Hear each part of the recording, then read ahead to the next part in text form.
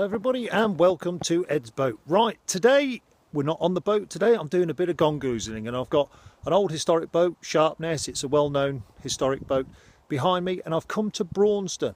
I've come to Braunston because I was there the other day and there's a lot going on there. So I thought, well, I'll nip back and just have a quick look at some work that's going on with the canal locks and things like that. Now, in my last video, I want to say thank you very much for all the comments, and one or two of the guys have mentioned that where are all the jokes and the innuendo in anything I'm saying? Well, it's a family show, and if I spot any innuendo in the script, I whip it out straight away. So we won't be doing that anymore. Right, I'm going to have a quick look down there, and we're going to have a look at what's involved in closing the canal off for maintenance work. Okay, what's happened here is they're doing some work on the locks. Now, I'm not entirely sure what they're doing, I'm going to find out in a second, but all they've done to shut the canal is put a barrier across, shut that lock gate and drain the water out from behind it. So this side of the canal's got water in, the other side of that gate hasn't. What I have noticed, if you look at the water, you can see the stones and bits and pieces in the bottom. And that's because the water is settled and it's gone really clear. I mean, it doesn't look it, but you would normally not be able to see the bottom at all because the boats and traffic churn the water up. And you can even see the fish, if you look carefully, swimming about, though they've all gone away because I'm filming.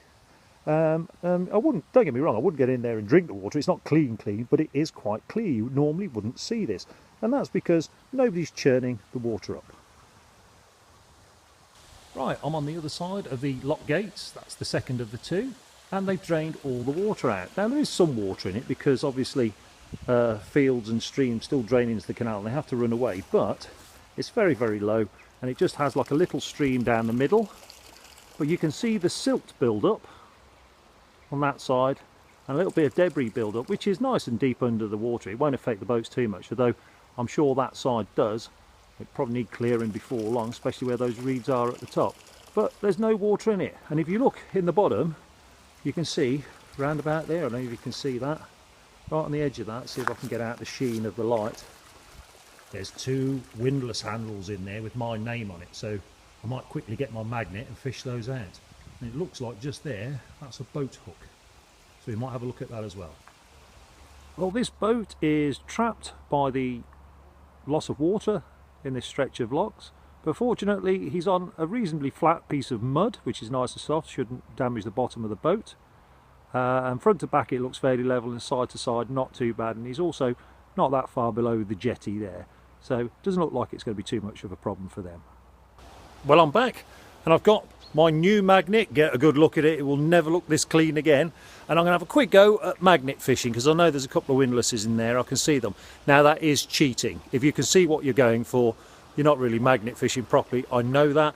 But this is just an introduction to it. Just see how I get on. It's always nice if you get a result guaranteed on your first time out. Encourages you to do it again. Now, the etiquette is, if you fish it out the canal, you are responsible for the disposal of it. So whatever you get out, whether you want it or not, it's your responsibility to make sure that it's disposed of properly. So no matter what I get, I'll be taking it with me. So I haven't got a tripod with me. Unfortunately, I forgot that. So we're going to do the fishing and I'll just film the results of that. So let's see how I get on. Well, I've had half a dozen throws so far, and let me show you what I've got. Right, my first throw, I could see this, so I went for it and got a windlass, which is an iron windlass, a really, really old nail. It's an old square hand forged nail. No, it's got a thread at the end, some sort of bolt, but it is hand forged. An old clip and a bolt, which doesn't look like it's been there that long, that bolt. Looks pretty good. Second throw, got another windlass. This one's quite a short one, and an old bolt, which looks like it's been there a while. Now, if I look down into the water, I can see, I don't know if you can see that, there's two more windlasses down there, but they're not made of iron, they're stainless steel or aluminium or something. I can't get them out at all. Right, I'm going to have another couple of goes and see what else I can get. Well, as we move down the canal a bit, you can see the erosion on that bank is quite a lot, really. It'll be okay for a short while, but at some point or other they're going to have to look at that. But they're the work boats for the workmen, and the chaps have just finished here putting a new handrail in for the gate access off the bridge down there for the convenience of everybody, which is nice to see. So I'm going to move back down the canal, have a walk down and see if I can see anything interesting, and you never know, might find something with the old magnet. Well, that is a brand new lock gate. Look at that. Looks fantastic. There's a lot of money there. I know. An all new mechanism and everything. And how do I know that's a new mechanism? Well, the old one is lying here. It's got a bit of wear and tear on it. And there is the old mechanism. Now, I don't know whether they take them away and refurbish them or just replace them. I must ask that question. But that's the old lock gate. And it looks like that size just had a little bit of an inspection maybe and some new relining. But they are new gates. Look at that. But you're asking yourself, well, what happens if they need to drain the canal and there isn't a lock nearby? Well, as you can see, this is the bottom of Braunston. It's still got its water in, and the work is going on the other side of this bridge. And what they've done is they've put some boards across. I don't know if you can see that board. It goes all the way along there. It is polylined as well, and that stops seepage from that side getting into that side. And then anything that does get in through streams and rain and this sort of thing is pumped out by that pump back into the side where they want the water, you see. And that's how they do it. Well, this is the boat shop at Braunston, and it's right opposite a lock, and yes, a brand new set of gates. Now, word is that these gates have been passing and leaking and not in a very good state, so they are being replaced, and it costs a fantastic amount of money to do that. And the old gates are lying there. I don't know whether they use anything off them, the fittings or whatever, or whether they just get scrapped or they can repair them. I don't know. But what I'm told is if it's not going to be a new gate on here, it is going to be relined, or a lot of relining work going on anyway. Everybody's on lunch break at the moment. You'll have to forgive that generator going in the background making a row.